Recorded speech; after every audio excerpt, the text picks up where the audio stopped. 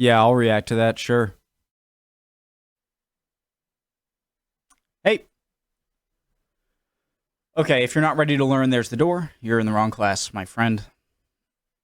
Why use clips when you can use magazines? I don't know. Let's find out. I was watching Shadiversity, how to build a medieval castle, and he mentioned this channel when talking about, I guess, Lindy Beige, if that's how you pronounce it, has a video on how they build medieval nails, and so I was looking for that, but my ADHD got the better of me, and I ended up finding like 4 videos from his channel I thought looked cool, and I never found the nails one.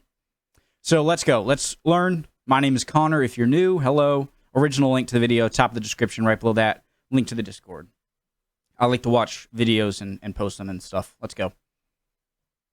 Why use clips when you can use some magazines? Today, you see that I am wearing mid-20th century Swiss Army kit, which is only appropriate because I'm in Switzerland and I'm talking to you about mid-20th century warfare. Now, I imagine you're asking yourselves, why did they give people all those little clips? You know, there's fluffy little clips into the proper magazines. I've seen action movies, I've seen my favourite action movie heroes, and when they fire the gun, they go, and when they run out of ammunition, they press a button and the magazine just drops away into space, doesn't give it another look, and then he slams in another magazine, works the bolt, and then he's away. Or it just magically keeps shooting. Not all this fuddy-duddy, old-fashioned fiddling around with clips nonsense. So why didn't they do that?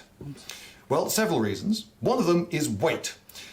If you're using Lee Enfield, you would have this sort of magazine. How much can a metal you can get 10 rounds in it. And if you weigh one of these with 10 rounds in it, you'll find that it weighs about 1.5 times as much as if you just had the 10 rounds. So if you carry everything in magazines, you're not carrying as many rounds, because you'd have half as many again if you had them all in clips. So you don't want to burden your soldiers with more weight than is necessary, so lots of magazines means lots of weight. Okay, so that's one reason. Another one is volume. You see, in this pouch here, I've got 2 clips of 12 rounds for the K31, which is this Swiss rifle of the World War II era. But in this pouch here, I can only fit 1 magazine, which is carrying 6 rounds. So I thought the weight would be sort of negligible. It's 50% more weight, but yeah, that it's got half as many rounds in it. So volume and weight, those are 2 excellent reasons. Another one is cost, because these little clips, you see that this is a Mauser clip that would have 5 rounds on it, and this is a Lee Enfield clip, again 5 rounds. These are just a single piece of cheap metal with a few holes put in it to make it lighter. And yes, you don't mind leaving one of these on the parade ground, on the firing range, or on the battlefield. You won't get into a huge amount of trouble if you don't come back with your full load of clips at the end of the day. But your sergeant major will put you on lots of extra guard duty if you start throwing these around the countryside and leaving them there. These, you see, are expensive. This had to be made very precisely so it fitted your weapon and would feed the rounds into the gun cleanly and reliably, time after time. So they couldn't be made as cheap disposable items. They had to be made well, which of course is one of the reasons that they're quite heavy. Which then leads to the next problem, because if it's expensive, then it's not disposable, which means that you have to hang on to it. So there's our chap holding the Germans at bay from Switzerland. Go away from Switzerland, you German person. And oh no, please. I'm out of ammunition. Right, okay, I shall take out this magazine, which is empty, and I'll just stick that under the crook of my arm there. I open this, and then I take out a new magazine. Great. But first I've got to put this one away because I don't want to get into trouble with the Sergeant Major. Okay, great. So I've done that. Now I can load in the new magazine, close the bolt, and now I'm ready for action. So it's cost me vital seconds, you see? And what's more, I'm now carrying around an empty magazine, so that's more weight and effort and fuss, bother and itch. But what if I ran out of ammunition and I just took a clip out instead?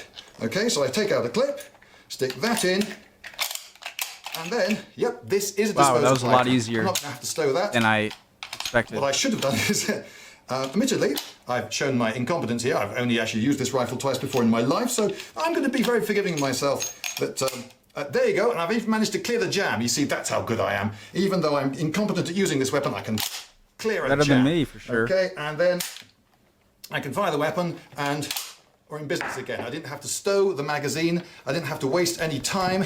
I didn't have to waste any money. So that's why in the World War II era, soldiers were issued with clips, not magazines. But wait a minute, today the equation's a bit different, isn't it? I mean, we've got much cheaper magazines, they're injection molded in plastic and so forth, and they've got far more rounds in them, so if people are using ammunition at roughly the same rate, and I know they're not, but just imagine for the sake of argument that they are, then the equation's different. So why didn't they think of that before? Why didn't they just give soldiers much bigger magazines? They wouldn't have to reload so often. And volumes. Surely a bigger magazine wouldn't cost all that much more. Well, they did, actually. This is the 1888 pattern Swiss rifle. That's a pretty good. 1889. 1889. Okay, well done. Over there, have a beige point. I saw you through the lens. I saw you cringing. Well done. It's an 1889 pattern. And this has got a 12-round magazine, which, as you can see, is much longer. It sticks proud at the bottom of the rifle. It's got a thick rib of steel all the way around the bottom, which was needed to keep it strong enough for use in service, because you know what soldiers are like. Soldiers break things. So there you are at the parapet, and it gets in the way. You're trying to aim at it, and when you're trying to grip this, it's digging into, see where the groove is, where I'm supposed to hold it here? It's digging into the heel of my hand, and if I put it on the edge of a parapet or sandbag or whatever, it's interfering with my aim, and it's just a load of fuss, bother and itch. And they decided, having tried it, they didn't like it, and so they went from the 12 round to the 6 round. They tried it, and the experienced people, because you know, how many times have you gone to war with one of these? The people who actually had to go to war with these, they, having tried it, having experienced it, they decided, no, this is not working. We can go over to a 6-round magazine, much better, and that's what they stuck with for a very long time. So there you go. Listen to the people. It reminds you of when they tried to make a new basketball, a new kind of basketball for the NBA, and like a few decades ago, and they thought it'd be great, and then every player just hated it and told them to redo it. Weird analogy, but I actually tried it and knew. Not me. I'm just some bloke off YouTube. But you know, the historical, actual Swiss. They tried it, didn't like it, so they went back to the 6-round magazine, which, as you can see, the trigger guard is much below it, doesn't get in the way, and much better. I like this guy. I'm going now.